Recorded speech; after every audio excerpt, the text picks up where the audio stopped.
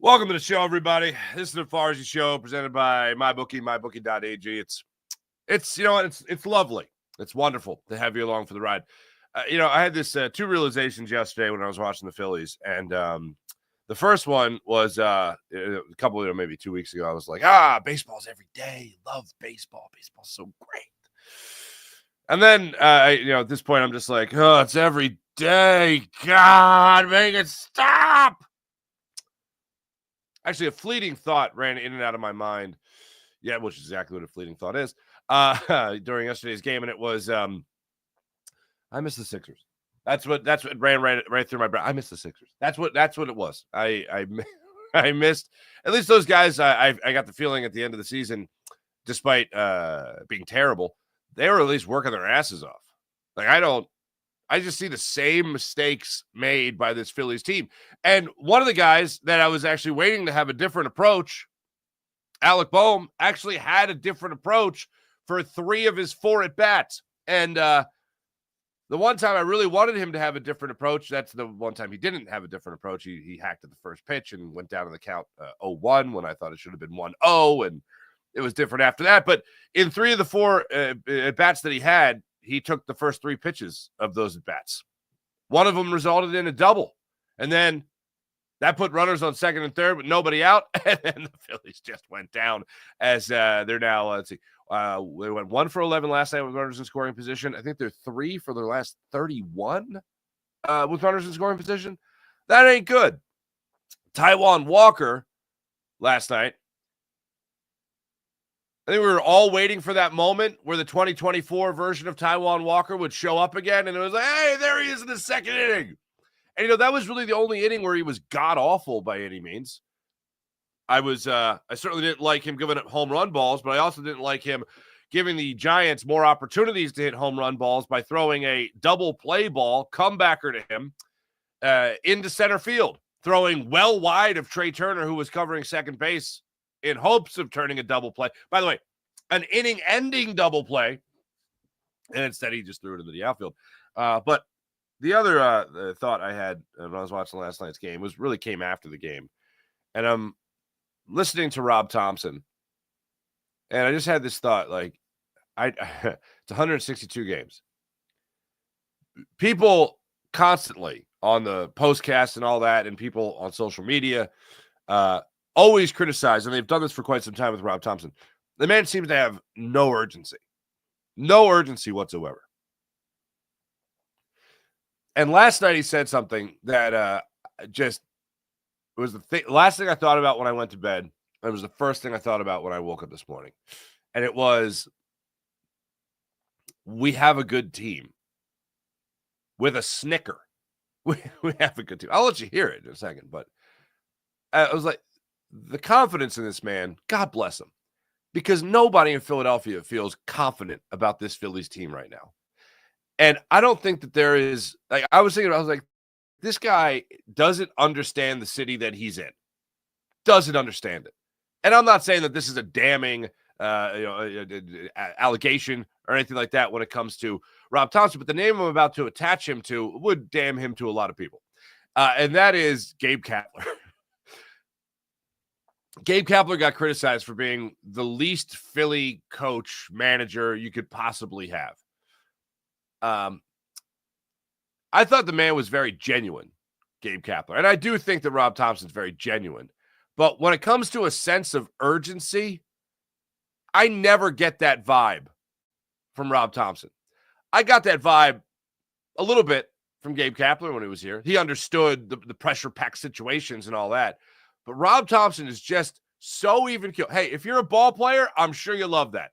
But if you're a fan who thinks maybe things need to get shaken up a little bit, like, for instance, JT Realmuto gets called out on a very wide slider that never came back across the plate in any way, shape, or form. He gets rung up by Tony Randazzo in last night's game in a situation where you get one big hit and you're all of a sudden talking about a 1-run game. And Rob Thompson's just standing there in the dugout doing nothing.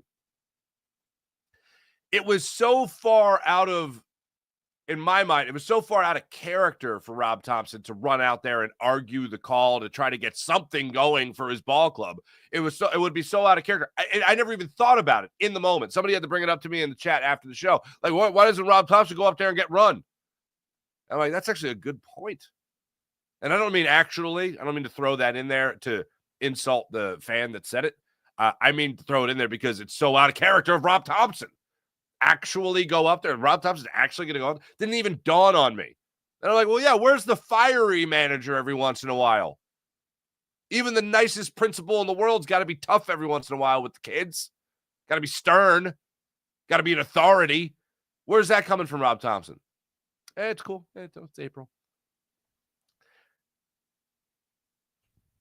When you're seeing, I can't tell you enough how many times I look at this baseball team and I don't see a fresh, 2025 Philadelphia Phillies team. I see the fourth act, third act, whatever you want to call it, of the same play. It's the same movie. A lot of the same cast of characters, a lot of the same approaches at the plate, and it drives me crazy. Tanner Banks comes in out of the bullpen. He gets beat up. Jose Ruiz gets beat up. After the first inning, it was nothing but disappointment. And the first inning was an inning that you were waiting for. After getting shut out twice in the series against the St. Louis Cardinals on the road, and after dropping 2 of 4, you want to see the Phillies come back with some, with some positivity, with some energy. Taijuan Walker gets a pickoff there in the first inning, gives up a hit, but still gets out of that no problem. With the pickoff move, fortunately, getting Adames picked off at first base. Then at the bottom of the first inning, you get a hit right out of the gate from Bryson Stott. Trey Turner swings to the first pitch, puts it in the gap for a double. Nick Castellanos gets an RBI. Max Kepler busts it down the first base line. He was doing a lot of that last night. All the credit in the world to him. And he goes out there and he busts down the first base line on a couple of occasions to beat out a double play ball, driving a run in that way. And then later in the game, gets quick pitched by Raup and beats out the throw to first base. All the credit to him. But to see this team go 1 for 11 with runners in scoring position, to see this team have a runner at second and third after Alec Boehm gets a double, go down 1, 2, 3, to see Johan Rojas strike out 3 times last night, including one instance in the 7th, I think it was at this point, where he actually worked a full count by taking a 2-2 slider in the dirt. And I was shocked, staring at the TV, going, I can't believe he just laid off there. All right, something good's going to happen now. Way to go there, old plate disciplined Johan Rojas. Way to go. And then the very next pitch in the dirt again, swings over top of it. That's it. Like, all right, well, that didn't last long. This was it was a rough one. 10-4, by the way, was the final score in case you didn't see it. It was awful. Well, we'll go through it even more. We'll let you hear what Rob Thompson had to say. Yesterday, we launched the Locked On Sports Network that I do the Phillies and Sixers postcasts for. I had the opportunity to work with Harry Mays for the first time. Harry and I have been like 2 ships passing in the night. Like, just as far as our careers have gone, we've kind of just missed opportunities to work with each other. This was an opportunity to do it, and both of us now working with Locked On. Jason Martinez, who I think a lot of people know by now. Jason's been public about this to help people that are also battling cancer. Jason's battling cancer right now, and I'm getting out on the winning side of it as of right now, so it's great. We're going to continue prayers and all that stuff for Jason. Great guy. I've known Jason for a long time, almost 20 years now. And he's going to be joining us on this Eagle Squad podcast we're going to be doing twice a week. So yesterday, Harry and I sat down for an hour and just talked Eagles, got into everything. And we got into the tush push. And there's a theory, and I don't know where Harry got it from, but he cited an article that I couldn't find. But there's I don't know if it's a fan theory or what it is, of Roger Goodell talking about the tush push and trying to get the Green Bay Packers to start the waterfall of getting it banned. So they didn't whip up enough votes, as we all know by now, in the owners' meeting. So now they tabled it for talk about again in May.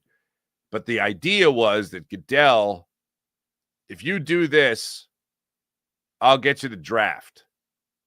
That was the bargaining chip, if you will. Hey, Green Bay, we need a franchise that doesn't, and this is the big, hook in all of it. We need a franchise that doesn't have a billionaire owner. I don't know why that matters, but that's part of the theory. We need a franchise that's part of a that doesn't have a billionaire owner to ban the tush push. So Green Bay started it. Green Bay looks like they're going to get it done as a team to whip up the votes and get the ball rolling in that regard. The snowball down a hill soon becoming an avalanche. And Roger Goodell, as a thank you, is giving or agreed to give Green Bay the draft. That would mean this process started a long time ago.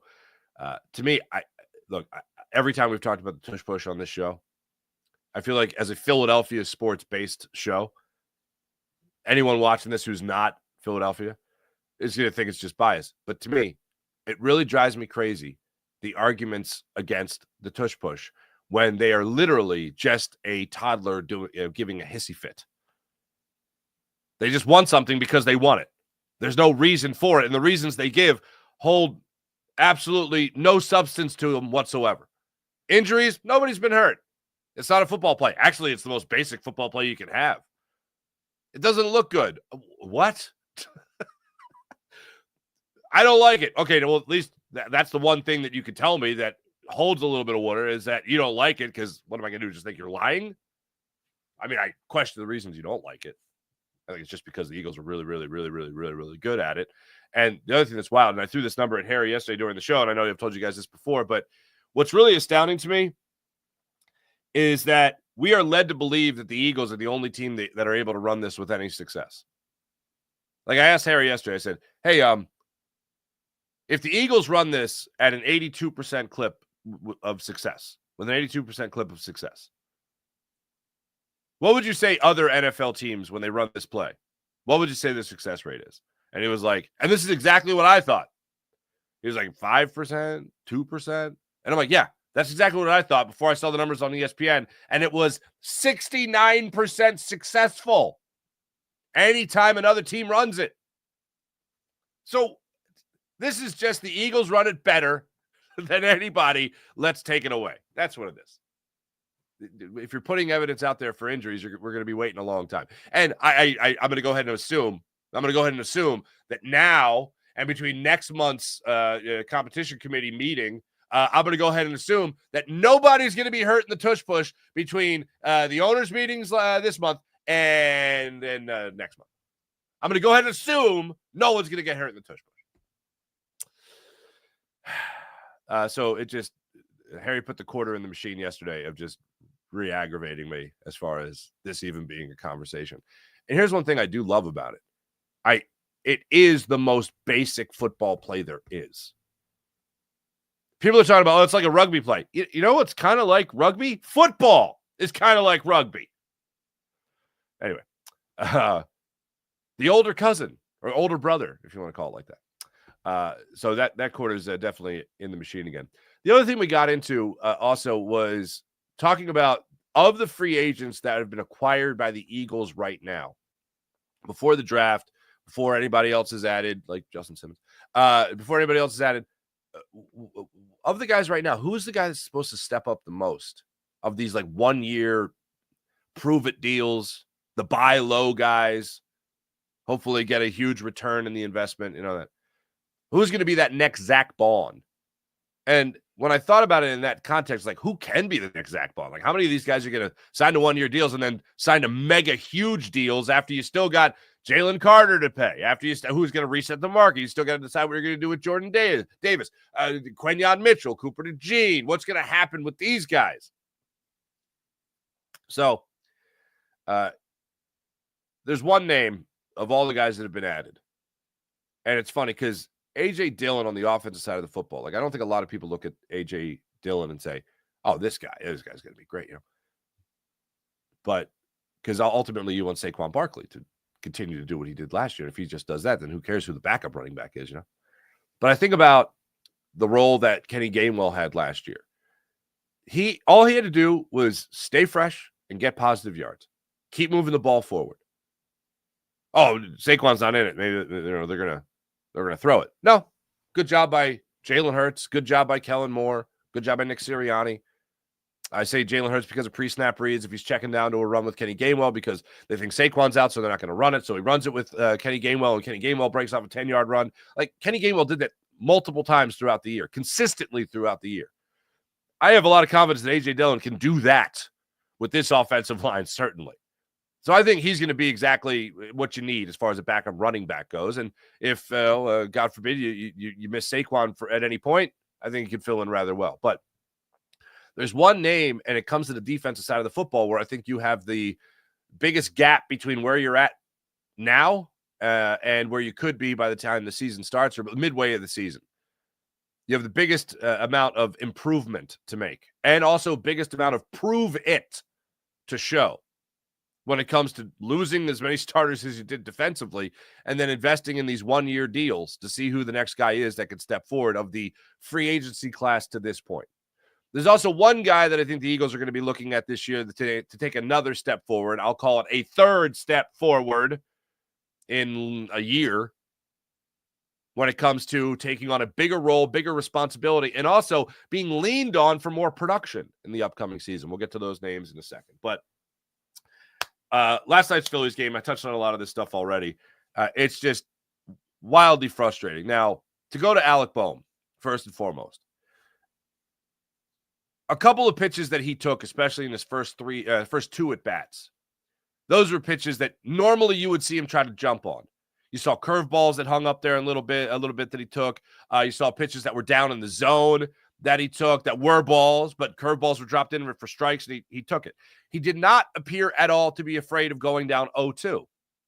And as I have said many times, and this is what I asked to happen, this was my desire, but it in no way, shape, or form was a prediction, because I made the point yesterday of Bryson Stott and Alec Bohm. Last year, Bryson Stott starts struggling. The story comes out about how, Kevin Long wants him to swing and be aggressive in the batter's box. I'm like, that's not Bryson Stott. Was he just trying to change things up with the guy?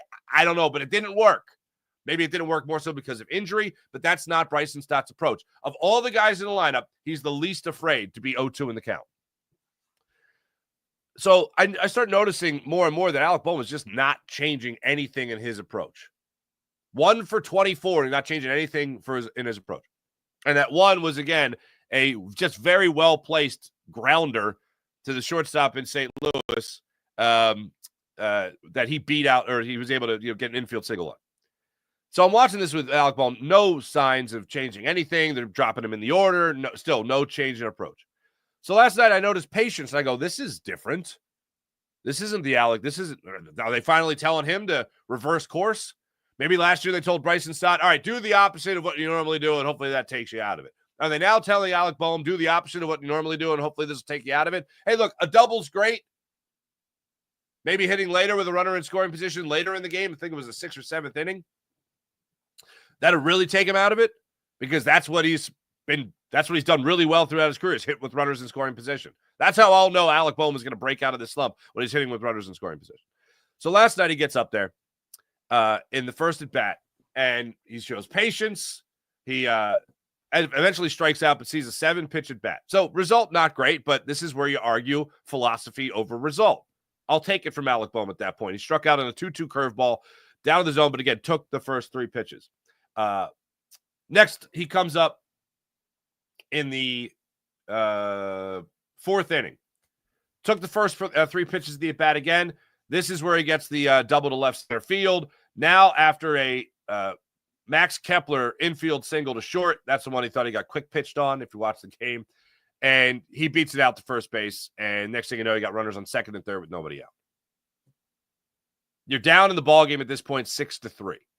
You need some sign of life. You got some life on the base pads, baby. That's when Rojas struck out on 3 pitches. Bryson Stott flew out to left field. Trey Turner swung at the first pitch, grounded out on a comeback and a route there at the pitcher's mound. So that was that. That was a wrap. Then later in the ballgame, Alec Bohm comes up in the 6th inning. Max Kepler gets a leadoff double. Alec Bohm comes up, swinging at the first pitch, and it was a ball.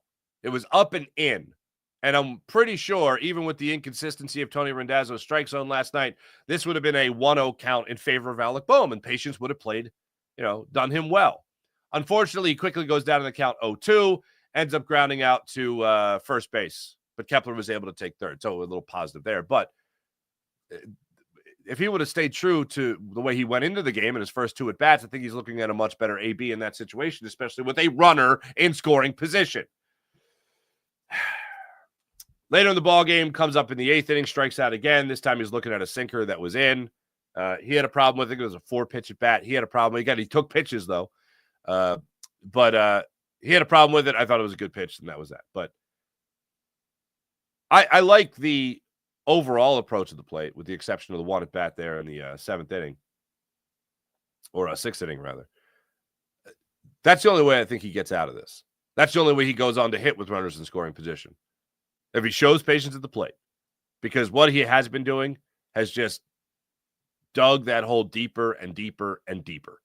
And if this Phillies team is going to snap out of it, if they're going to be consistent offense at any point, if they're going to go on that run later in the season, because I did tell you before the year, I'm not expecting them to come out of gates hot, nor do I really want them to. So I'm getting what I wished for.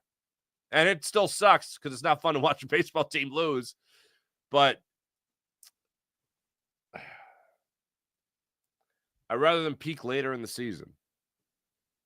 That is actually, I believe, to be a rather optimistic statement, because that means they can withstand being a near 500 ball club for, a month, 2, going into June, and then all of a sudden break out of it and start playing some good baseball again. But watching them get shut out twice in a series, watching them lose back-to-back series after they hadn't lost a series in the very early goings of the season, their first, 4 or 5 series, whatever. Watching them beat the Dodgers, that was quite the high. As they always say, baseball is a quick way of humbling you. I'm humble. I'm humble now. So watching this game play out last night was terrible. Also, the JT Realmuto strikeout in the 4th inning last night. Or not the 4th inning, it was the 7th inning, excuse me. JT Realmuto comes up there after a 1-out base hit by Bryce Harper, little humpback liner into left field. Kyle Schwarber flies out to center field. Nick Castellanos works a walk. JT steps up there. He's got 2 runners on. It's an 8-4 ball game, 7th inning. He gets a 1-1 fastball that he tattoos deep down the left field line, looking like a 3-run home run. The inflection and excitement in Tom McCarthy's voice during the call leads you to believe this ball is going to be gone. A 3-run home run, 1-run ball game, 7th inning. JT Realmuto, it's a foul ball. It's a long, loud out is what it is. He goes down in the count 1-2, fights back to make it 3-2. Eric Miller, left-handed pitcher, is pitching for the San Francisco Giants. He throws an outside slider. Throws ball 4 is what he throws. You have an opportunity to actually get Alec Boehm to the plate here, which I know is not exciting to anybody right now, but maybe a little different approach. Either way, it's another chance to score runs. And yes, with the best case scenario, he hits a grand slam. I know, far cry right now. That's a fairy tale right now, but still rather have him up there with the opportunity to do it than not. JT Realmuto gets rung out. I actually tweeted this out if you want to see the picture of it. A foot outside, it looked like, according to the K-Zone. And JT Realmuto gets sat down by Tony Randazzo, gets rung up by Tony Randazzo. And JT, who really never shows emotion when it comes to him being a batter, him as a catcher, you'll see him look behind him to make a point to the umpire. In this case, he gets called out on strikes on a ball that was well outside, and it wasn't even well framed. Like, I even thought the frame job was exaggerated. Like, did Tony Randazzo think that was the greatest pitch ever in the history of pitches? Like, for that ball to be where it was framed to be, do you think Miller was a magician? Anyway, JT Realmuto takes his helmet off, squats down for a second, and is just like, no, come on. And there's Rob Thompson just staying in the dugout, not doing anything about it. Now, would him running out of the dugout and getting run out of the game, getting tossed from the game, getting ejected, would that automatically make the Phillies win the game? No. But hello, can I get a little life? Can I get a little defibrillator moment there from the Philly skipper? No. But I do want to say congratulations to all the people that love human error in the game. I, for one, don't like human error in just about anything. So I would still very much like the robo-umps to come as soon as humanly possible. If you can tell me I can at least get a consistent strike zone, if you can tell me that, then that's enough for me to go, yeah, bring in the robo-umps. Please and thank you. Or at least a little challenge system. A little challenge system would have been perfect in that. Still, it's amazing to me, and I pointed out these numbers from the Marcus Hayes article 2 weeks ago now. The Phillies, with their better approach to the plate and leading the league at walks, at one point, I don't know where they're at now, but leading the league in walks 3 series into the season, for whatever you want to make out of that. But I mentioned in spring training, players were right in their challenges 52% of their time. 52% of the time, the players were right.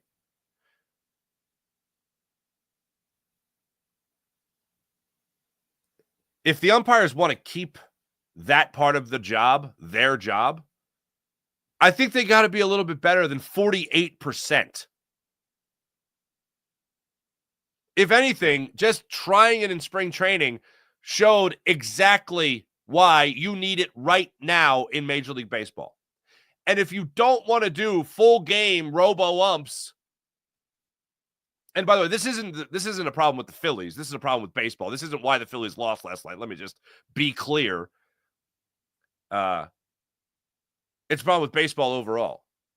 If that wasn't an immediate sign of like, oh, damn, we need this now, then I don't know what will ever be. And if it's not going to be full balls and strikes for a full game, then you got to have the challenge system, because that would have been a wonderful opportunity for JT Realmuto to be like, oh, yeah, no, just challenge that right now. Oh, a challenge? Oh, I was wrong? Oh, shocking. What are we doing? If in football, and I know they're going to the automatic, or excuse me, the digital way of measuring first downs and all that, but if in football you saw a football that was clearly spotted past the line, and you couldn't do anything about it, like if you're going for a first down and you're clearly past that hash mark of the first down, and the officiating crew's like, nope, it's not past it. You're like, I'm looking at it right there. Then we would lose our minds. But baseball is a traditional game. Blah, blah, blah, blah, blah. You got to run around second base in extra innings, okay? Tradition ain't what it used to be. Anyway, again, not why they lost last night. Just as a baseball fan watching that game, that was still Bush League. Hated it. Absolutely hated it. After the game, Rob Thompson addressed the media. Here's what Rob Thompson had to say after the game when he was talking about how this Phillies crew, this Phillies team has struggled ever since the Braves series. Yeah, we haven't played our best baseball, that's for sure. And we need to get better, and we will. I mean, we've got a good club. So, and I'm not sure exactly why, but we haven't hit as much as we normally do, but that will change. So, yeah, just got to keep moving forward. Did anybody else catch that? I'm sorry, I don't know why that volume was so low, but let me try it one more time. Let me try this. Okay. Listen closely if you can. All right. This is the part that drove me bananas last night from Rob Thompson. We need to get better, and we will. I mean, we've got a good club, so.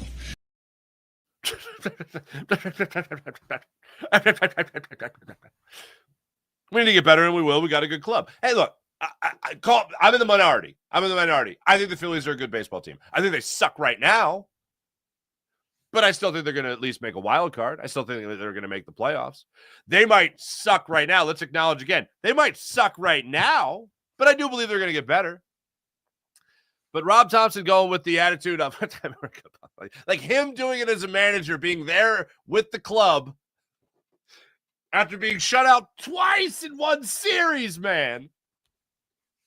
After getting rocked for 10 runs against the Giants at home where, hey, and he said it. I don't think I did this rant on the show yesterday. I think I did this on Postcast. But Rob Thompson, after the last game against the Cardinals, I was waiting for it. I was sitting there with my bingo card, and I was waiting for it. I was like, is he going to say it? Is he going to say it? A little bottle of champagne, if he was going to say it. I was like, he's going to say it. It's a matter of time before he says it. He's going to say it. And then he said it. He was like, oh, we're going to get home and hopefully some home cooking. And I'm like, he said it. Yeah.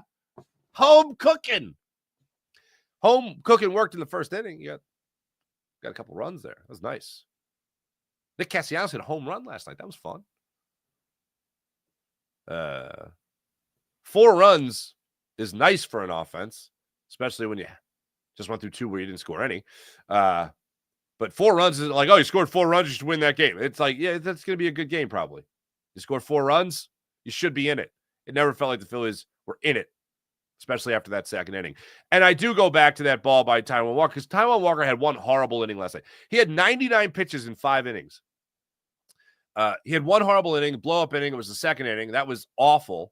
And if he just throws a double play, if he just did a little toss, hey, babe, little toss, plays catch, has a catch with Trey Turner, a double play, you're out of that inning. And then maybe he gives up home runs the next inning. I don't know. But I know in that inning it wouldn't have happened. It's a rough one. But hey, we got a good ball club. The reason that bothers me so much, especially, is because he had the opportunity to fight for JT Realmuto, and he didn't fight for JT Realmuto. So Phillies are back at it today, 6:45 start time. Now they got Jesus Luzardo against some young kid named Justin Verlander, who's got a pretty wife. But anyway, 42 years old, Justin Verlander now. Wow. Anyway, he's gotten beaten up a little bit this year. He's got an ERA of 6.50 coming into today. So let's go Luzardo. Your Philadelphia Eagles might not have moved the needle a lot in this offseason with big name acquisitions. I know we talked about a name yesterday. I did look more into that story with TJ Watt. That's just, to me, an example of a guy that might become available if everything hits the fan with a contract dispute in Pittsburgh. The Eagles are in on everybody, just like they were mentioned with Myles Garrett. It's not happening. I don't think that's the move for them, especially when they got other guys they got to pay. And yes, he is in his prime. I don't think Howie wants to part ways with any other draft picks and still have to pay somebody else that kind of mega kajunga money. One of the reasons I think Justin Simmons is going to be here in Philadelphia is because, I think there's the familiarity. I think it has been well stated that he loved to play for Vic Fangio again. It's been stated already by him most recently last week with Kay Adams, talking about how playing in Philadelphia would be great, not just for Vic Fangio, but also you want to go to a winner. All that comes into effect here. But it's also because you can afford him. You can afford him. If you're talking about a guy on a 1-year, $7 million, $8 million deal, you can afford that in your secondary right now. If it's another prove-it deal, you can afford it even more if you're talking about a long-term deal where you move money on the back end of it and get a little bit guaranteed money up front. That would work out. But of the guys that you've acquired right now, there's one guy that I really look at. And Josh Uche, for instance, he played with one hell of a defensive tackle in Kansas City. You look at Azeez Ojulari, he played with one hell of a defensive tackle in Dexter Lawrence in New York. These are guys that are going to be playing edge for the Eagles in the upcoming season that they're really hoping are the buy low, sell high type of things, right? Type of guys.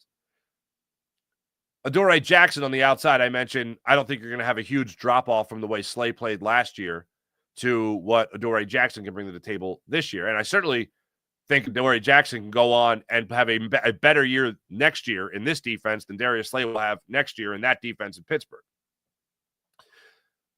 But when you look at the names that they've brought in that can help you out here, the guy that I am looking at the most, like all the offensive linemen they have brought into this point, I with Jeff Stoutland and the guys that are going to be around him, I got complete confidence in this offensive line not being a problem for the Eagles next year.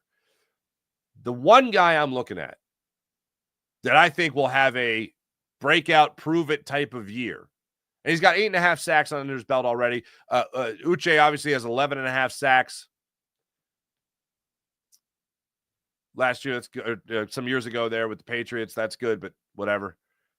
Going back and looking at them, some of them are against guys that exactly aren't fantastic. But Azeez Ojulari this season, I think, is going to be to this point, the best free agent that they have picked up. That's the guy I'm looking at that will be on the other side, opposite of a Nolan Smith, opposite Jalix Hunt, and will provide that steady rush that you have wanted.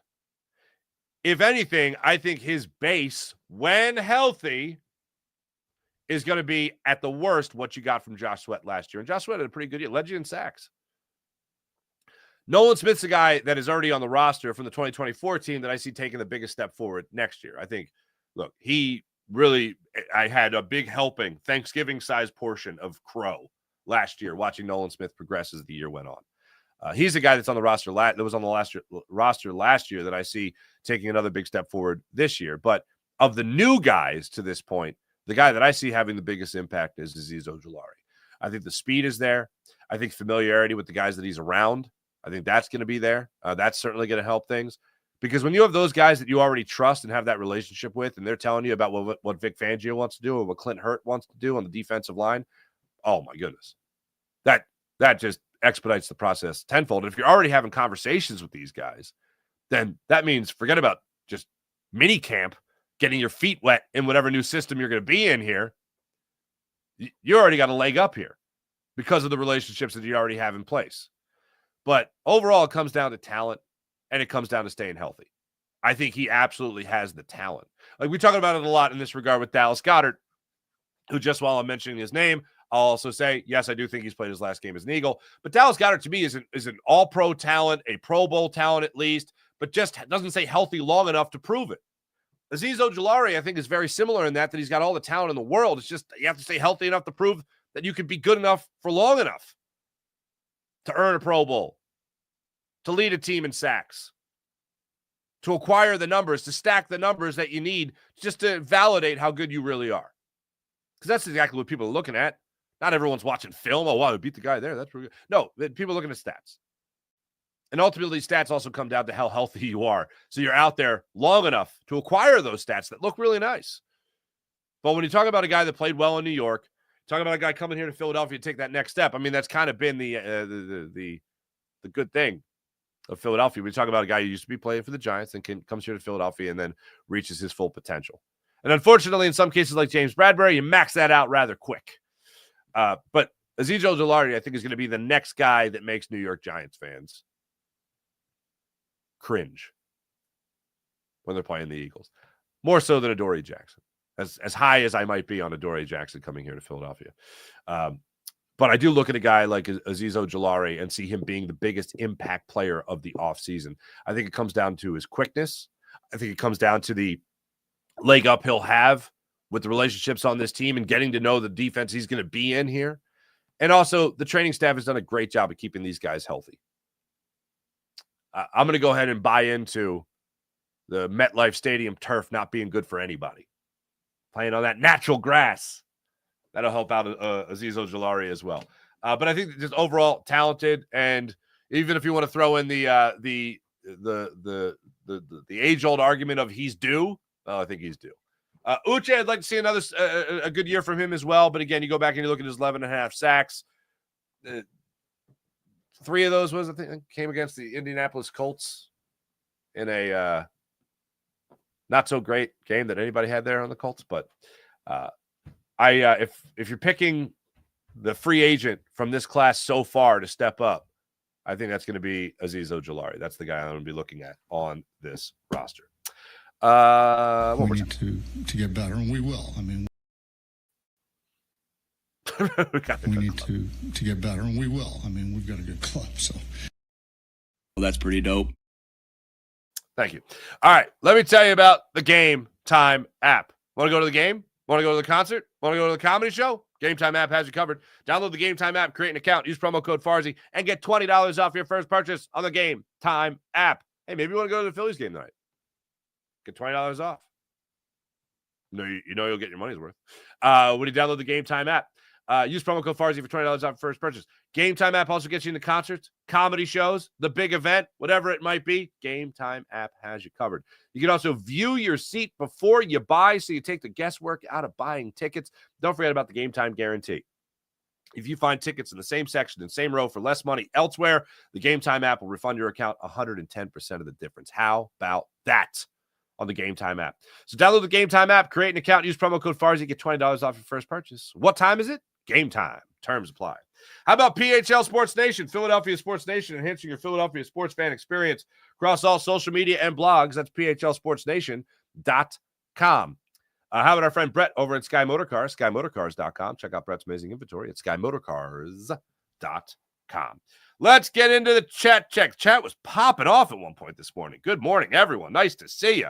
William Stark, hello. April, good morning. Walker doing Walker things. We were all waiting for it, right? Second inning of last night's game, we're like, oh, there he is. There he is. And Fitzgerald, by the way, single short of the cycle. He had a triple, he had a double, he had a home run. 3-run home run, blew it open there after the misplay by by Taijuan Walker. My goodness gracious. Oh, whoa, hold on. Fix your shirt. I see you running in here. You haven't come down here in a while. Your hair looks ridiculous. Come here. All right, you can say hello. You can say, Law making her return for the first time in a while. Little Toots, say hi. Guess who's on spring break? Guess who cut her hair? Show your hair. Oh, don't show your hair. Oh, I want to be on camera, but I don't want to show my hair. You want to buzz it like daddy? I mean, buzz it. Shave it. No? There, look at that. Look how nice you look. Not that you ever don't look nice, sweetheart. Good morning. Morning. Okay. Can I go to Bradley Yes. when you go upstairs? Yes. Yay. You're just going to stay right there? Staring at yourself? No. What'd you do yesterday? I went to New York. She went to New York City. The American Girl doll store. Is that what it's called? Yeah. Yeah, that place where they sell the things. And with her cousin. And you guys had you guys had gelato. You had New York pizza. Mm-hmm. There you go. Full day. Walker doing Walker things. Phillies need some sort of injection. Yes, William Stark, they do. Danny, what's going on, Danny? Why Niners Wine? Good morning. Good morning. Daniel, hello. Philly Magic 365 morning, everyone. The Phillies squad has no vibes. All the vibes went to Garrett Stubbs. Is he the reason? It's like the whole team is allergic to hitting the ball with runners in scoring position. Yep, about right now, it absolutely is. D Rels 93, give the Mets the division already. I am not losing hope. I will be frustrated. Joe Witt, what's going on? Phillies are to win, getting nothing out of wing getting. What's happening? What's going on? Oh, perhaps Kevin Long gets fired. We're firing people. I wouldn't put it past him. I think Kevin Long gets canned before Rob Thompson gets canned. Sean Kilrain, Farzi, the Phillies have lost 4 of 5. 3 for 46 runners in scoring position in that span. 46 runners left on base, 47 strikeouts. That's no good. This morning. How was Chicago, Joe? Wait, what? Oh, Joe was in Chicago? There you go. April. Angel Hernandez Jr. behind the plate. Rendez, like the strike zones recently have been terrible. Wait, what? Nationals beat the Dodgers. That clearly doesn't mean anything, right? Good morning. Harry Mays, I'm not going to take any of your calls. Go Sixers. Thank you. When JT gets mad, you know it was crappy call. April, you're absolutely right. Yeah. Watch your. What are you doing? I can't put my foot right Don't here. hit the trash can. I can't put my foot here. Good morning, Jeremy. What's going on? Do you think Dave Dombrowski should be on the hot seat? Now, here's the thing with Dave Dombrowski. Here's what really bothers me. I don't know if I forget if I mentioned this on the show or not. Like, you traded Logan O'Hoppe, who is hitting like 330 for the Angels with 5 home runs, and he had a good year last year before he got hurt. You traded that guy for Brandon Marsh. Now, I'm not saying that you should have kept him because, you still have JT Realmuto here, fine, but you couldn't have gotten more in return than Brandon Marsh? Like, that was my problem at the time, and it's my problem even more so now. Thank you. What is that? James Jones, hello. Crazy 3 National League teams, 5-5 last 10. That's crazy. Where did it say 5 and 5. James Jones is saying that. Can't miss calls that bad, says Daz. You're absolutely right. It baseball itself, as far as absolutely. James Alexander, hello.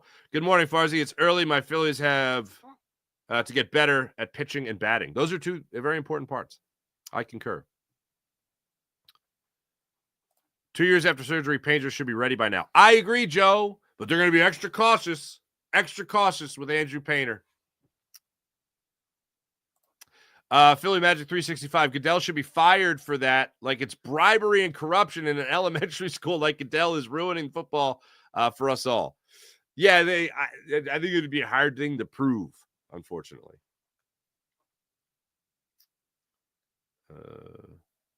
Painter did throw 100 miles per hour with single A, Clearwater. Jason A. Farzy, how do you feel about Daryl Morey's presser? I'm glad he was honest, but admitting to not putting better role players around stars. His only job, really, made me lose it. Well, he drafted Jared McCain, which seemed to be a pretty good idea. Daddy? Why Yes. do you have 2 of these? Because I have 2 computers that I'm controlling. 2 mice.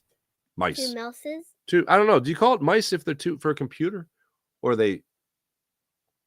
What do you call it? Mouses if they're computer mice?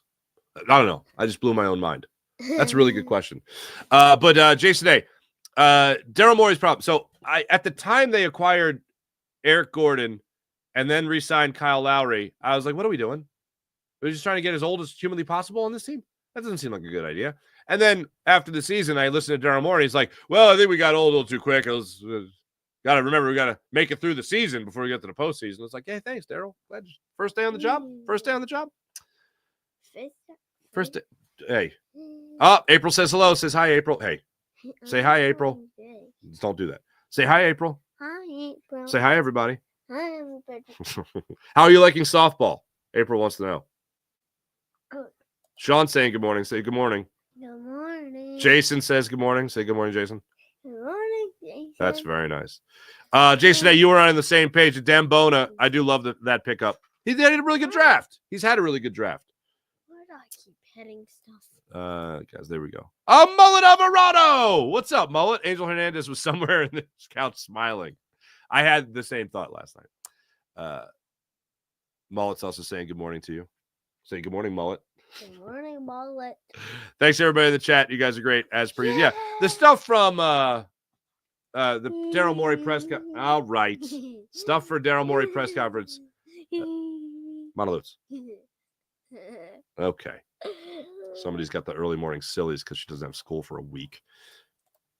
Oh, wait, hold on. Who's on the same page as me? Somebody just said something about Aziz Ojolari. Oh, Daz, there you are. Aziz is going to be damn good. I agree. I concur. Thanks, everybody in the chat. You guys are great, as per usual. Morning Rush brought to you by Sky Motorcars, SkyMotorcars.com.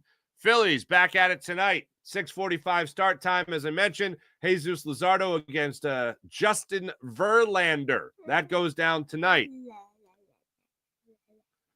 Flyers back at it tonight against the Columbus Blue Jackets, looking to bounce back from their loss to the Ottawa Senators. That's the way that one went down.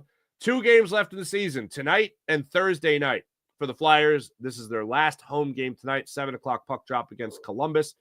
Are they still tied? I want to see this for the Flyers. Travis Konechny and, Matvei Mishkov and Travis Konechny. Oh, and Tyson Forrester. 3-way tie for the Flyers' goal lead this season. It's the little things, folks. Daddy? It's the little things, yes. Who's Travis? Who's what? Travis. Travis Konechny he plays for the Flyers, the team that skates around on ice. Yeah. The orange team that we like.